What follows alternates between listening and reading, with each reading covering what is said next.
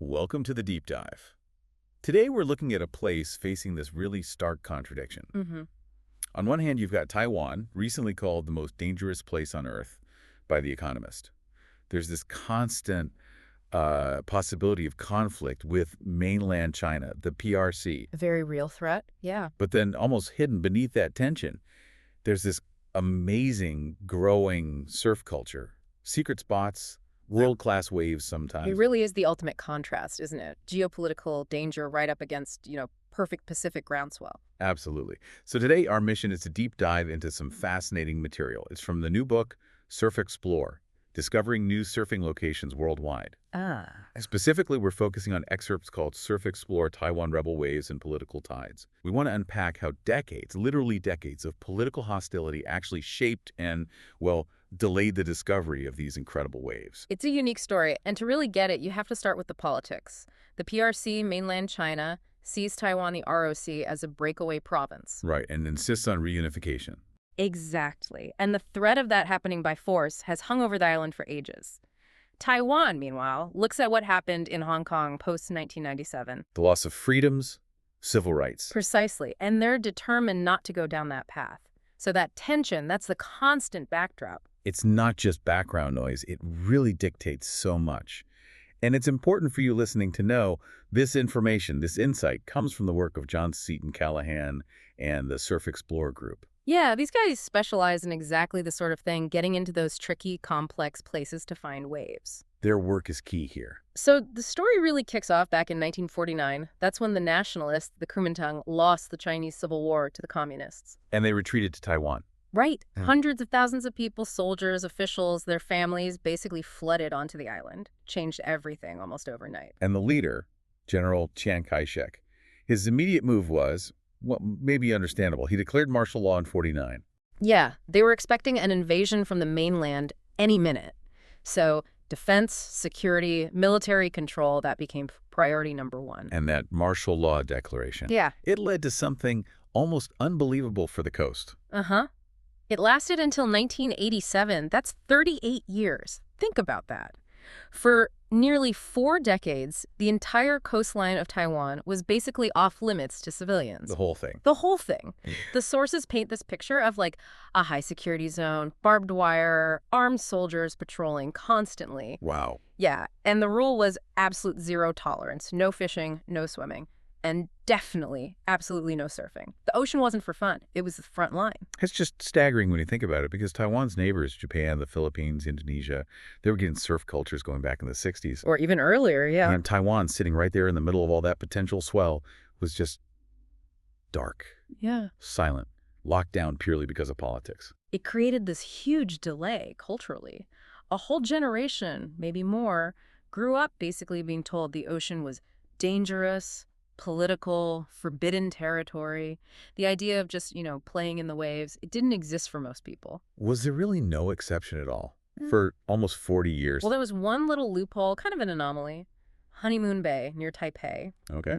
Before 87, there was a small operation there run by the Sun brothers. They were ethnic Chinese, but from Hawaii.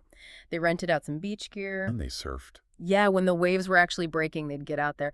But it was just this one tiny spot. Everywhere else, militarized, off limits. Okay, so fast forward, 1987, martial law is finally lifted. This must have been like opening a floodgate, right? Well, maybe more like a trickle at first, but yeah.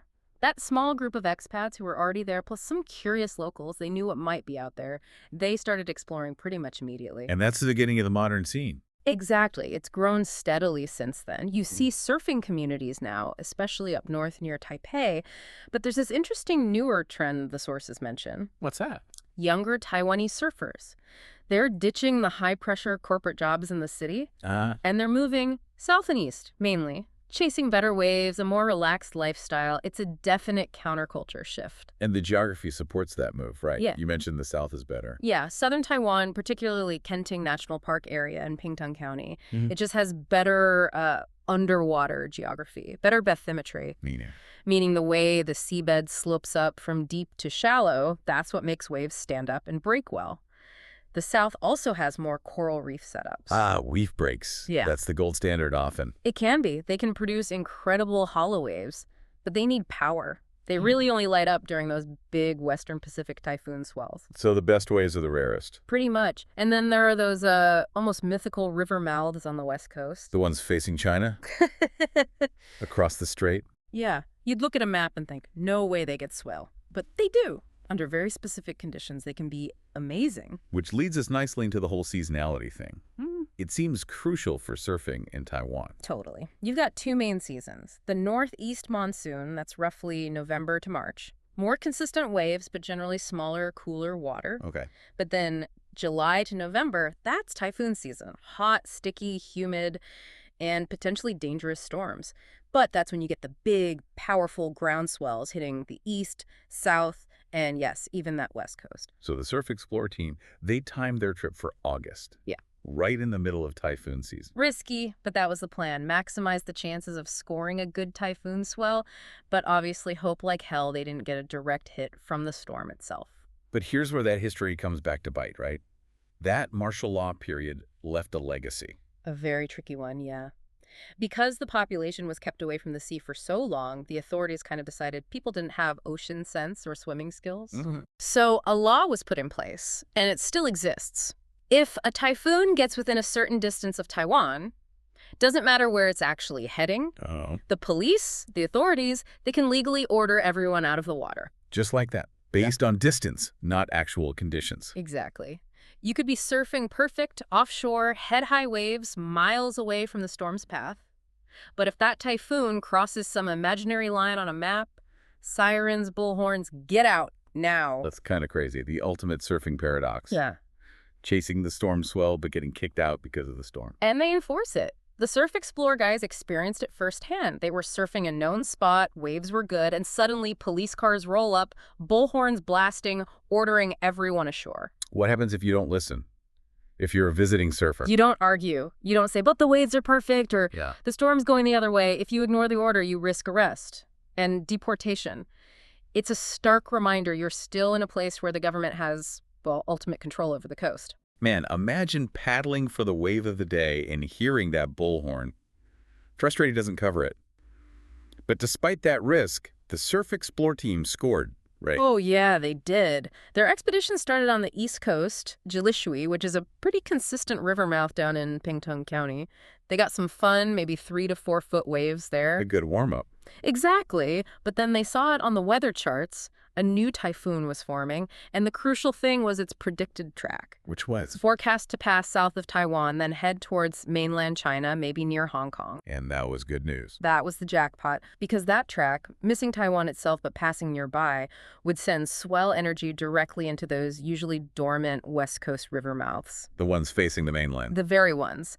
These spots are basically flat most of the year. They need that exact kind of typhoon angle to send swell across the Taiwan Strait. Okay, but finding these spots, especially with the police potentially around, yeah, sounds like you'd need serious local help. Absolutely essential. These aren't signposted breaks. They're semi-secret.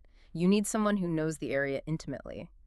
They linked up with a local guide named Tu Mei. And he knew the spots. He knew the spots, and crucially, he knew how to stay under the radar. Where to park the van, like deep in the bushes, as the book says, so they wouldn't attract any attention, keeping it very low-key. Smart. So what did they find when they got there? They found this river mouth, and it had set up this perfect sandbar. A long, peeling left-hander. The wind was offshore. Conditions were clean. They surfed it as the swell started pulsing. Nice. But the real payoff was the next morning. They woke up, and the swell had jumped. Big time. Like doubled in size. Yeah. Solid 4 meters, the source says. 4 meters? That's, what, over 13 feet on the face? Yeah, easily. Big, solid waves. Still offshore, but now there was this massive current ripping through. Made it super challenging. But the surfers in the group, they got out there, paddled hard, dealt with the current, and apparently scored some of the biggest waves ever ridden on Taiwan's west coast. That's incredible. The payoff for all that planning, dealing with the politics, the weather watching, it all came together. The ultimate reward, yeah. And then after a day like that, battling huge waves, the focus shifts, right? Taiwan's famous for its food. Oh, absolutely. You need to refuel after something like that. Yeah. And Taiwan delivers. Those night markets. Legendary street vendors cooking up amazing fresh Chinese food. Such a huge part of the culture there. But even in the middle of a bustling night market, that wider geopolitical context is still there, isn't it? You see the development, the international presence. Definitely. It's a highly developed place. You see major American companies, Japanese brands, familiar fast food chains everywhere. Which ties back to that old saying. The enemy of my enemy is my friend. Right. The U.S., Japan, they're strategic rivals to the PRC. So their strong economic and cultural ties to Taiwan subtly reinforce the island's position. It's all connected. It really brings it all back around. That tense relationship across the Taiwan Strait, just 160 kilometers of water, it overshadows everything. But the surf culture, it didn't just appear despite that tension. In a weird way, it was shaped by it. Restricted first, and now its discovery feels more special because of that history. Yeah, the history makes the waves feel earned, almost. Totally. So for you listening, we've followed this amazing arc. A coastline under armed guard during martial law, the slow opening up, and finally these secret sessions chasing typhoon swell, all under the shadow of geopolitics. And remember, this deep dive comes from the incredible new book, surfEXPLORE, Discovering New Surfing Locations Worldwide. By John Seton Callahan and the surfEXPLORE group, published by Schiffer Publishing. It really captures that blend of adventure, waves, and world affairs. If you want to read more stories like this, definitely check out the book, surfEXPLORE, Discovering New Surfing Locations Worldwide. You can find it on Amazon, Barnes & Noble, W.H. Smith, Kitakuniya, loads of places. Essential reading if you're into this kind of exploration. But as we wrap up, this whole Taiwan story leaves us with a thought. Something for you to chew on. Yeah, think about it. Taiwan needed this unique mix, decades of political lockdown, then a specific type of storm to reveal its best waves. So the question is, what other places are out there right now? Unsurfed coastlines, maybe locked away by politics, maybe just waiting for the right swell, the right conditions. What other secret spots are still hiding, just waiting for the political tides to change, or for that perfect storm track to finally hit? Maybe the map isn't as full as we think. Something to ponder. We'll catch you on the next deep dive.